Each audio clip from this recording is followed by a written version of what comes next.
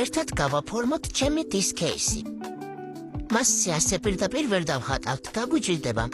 ასე რომ წინასწარ ფურცელზე დავხატე მისი საყვარელი პანდები და ამის შემდეგ მის უკანა მხარეს გავაფერადებ იმისთვის, რომ გაგვიმარტივდეს ამ ნახატის кейსზე გადატანა. უბრალოდ კონტურებს თავიდან მივახატავ. ნახეთ რა კარგად გადავიდა.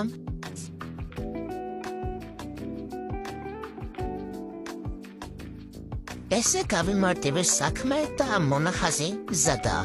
დრო გავაფერადოთ. უნდა გაგაფრთხილოთ, რომ кейსზე ხატვას საღებავების ერთი ფენა არ ყოფნის. თეთრი ფერი აკრილითაა გაკეთებული, მწვანე გუაშებით, ხოლო შავი მარკერით. მართალია, იმდენი სახის სამუშაო მასალა გამოვიყენე, რომ кейსი კი არა აჯებსამდელი გამოვიდა.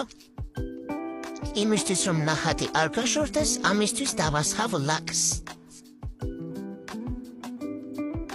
ესეც ასე.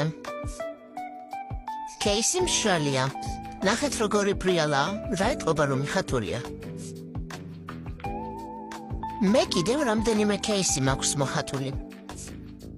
ყველას ლაკი ასხია, ასე რომ არც ერთს არ გაშორდება ნახატი.